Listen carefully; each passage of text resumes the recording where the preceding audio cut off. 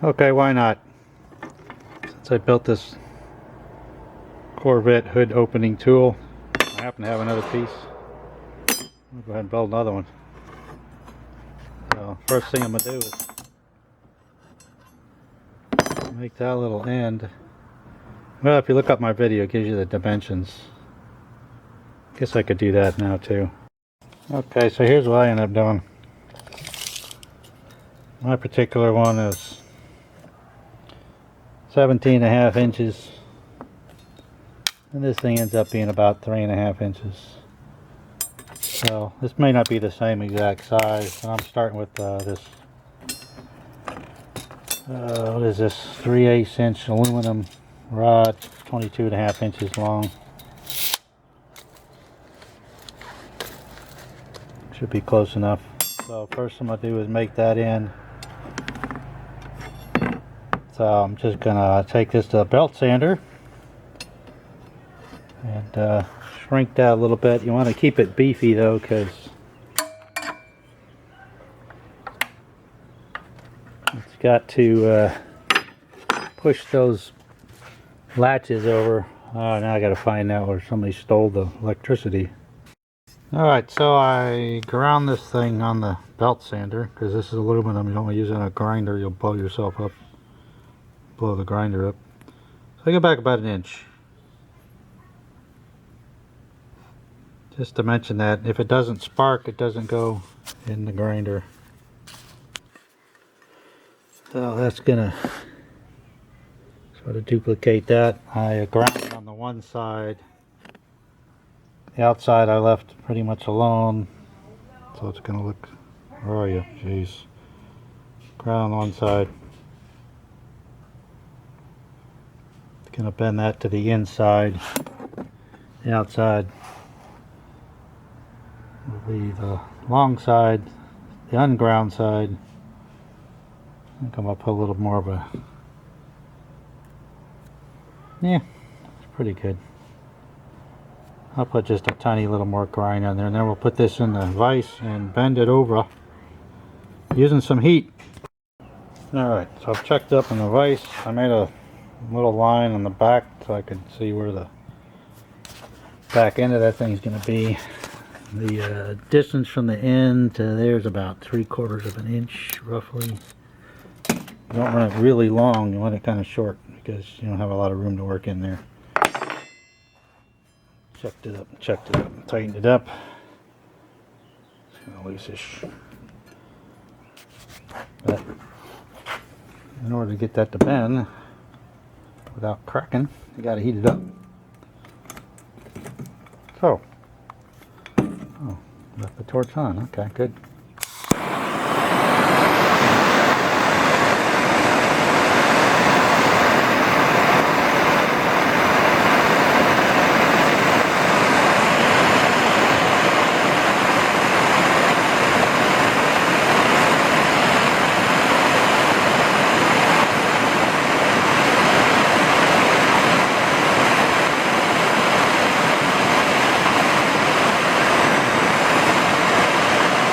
Well, that looks terrible, that tip.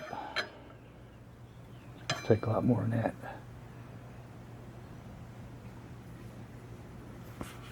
Let's see what I got.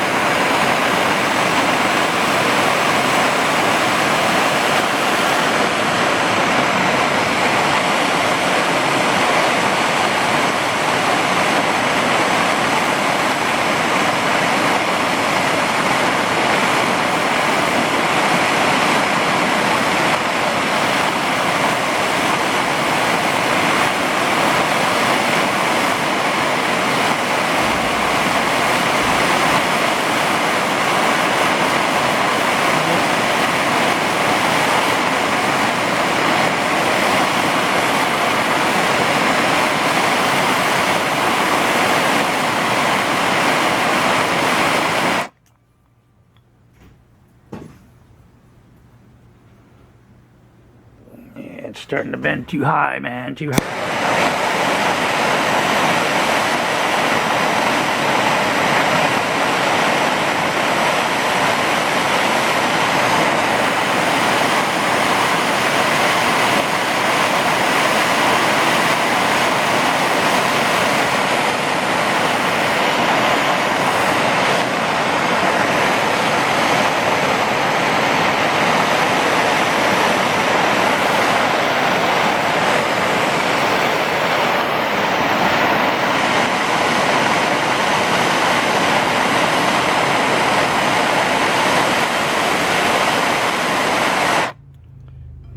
so forth.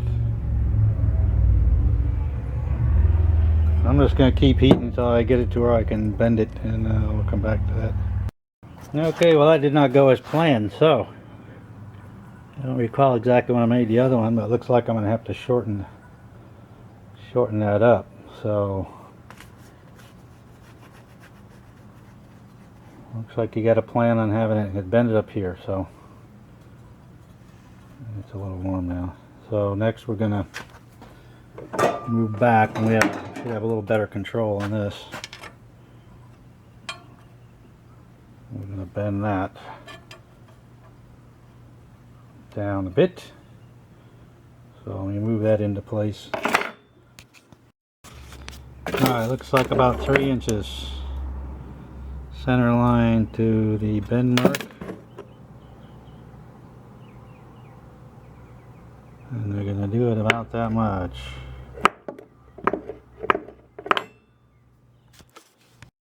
So if I use the last bend as an example, I'm going down 1.25 inches below that mark to attempt to have it bend basically where the other one did, even though I'm trying to get it to bend lower. Oh, that's where it wants to bend, so you'll see that. See that? Lean over this a little bit. I don't know what that is. Probably close to 30 degrees, but we'll just use the other one as a pattern. Obliterated my mark already. Alright. Alright, I'm going to say that was a successful hit bend up there.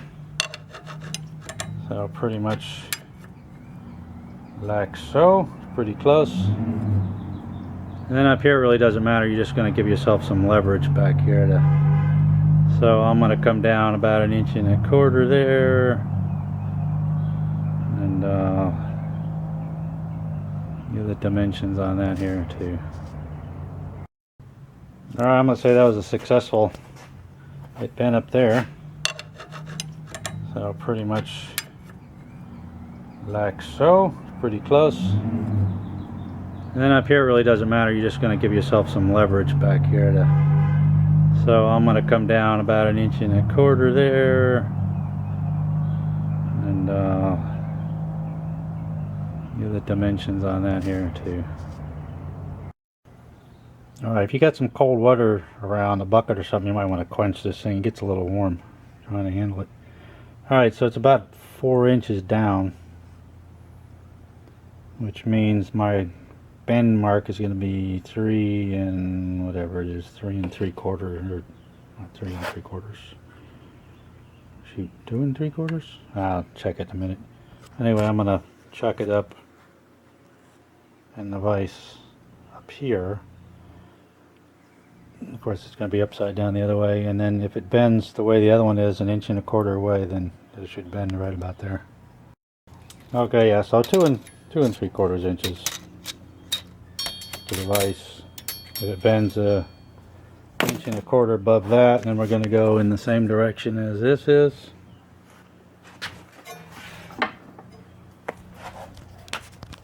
Pretty much trial and error. I mean, this is the pieces I've got, but it really doesn't matter if it's exact. This part is the critical part, the end, and it can't be very much, really can't be longer than that, which is what we determine that to be. It ends up being what's that, 3/4 inch on center there, because you got to get it in, as you'll see in the video. And this little bend here is critical, because you have to, when you push this in straight, it's got to lean down into the hole, drop into the hole, and then this end gives you something to twist on. So let's get this one bent over here, and we'll be having to cut this one down though. So it looks like yeah, you can start with this and end up figuring you're gonna have to cut it, I guess. Anyway, alright, so to be honest, our belt sanders got a little bit too aggressive on and went to grab it and tear it to pieces, so I took a good old mill bastard file to it, cleaned it up.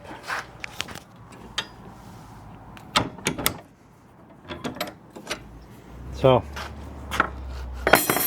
old one, new one, a little bit different. Oh, that didn't come out as pointy, did it?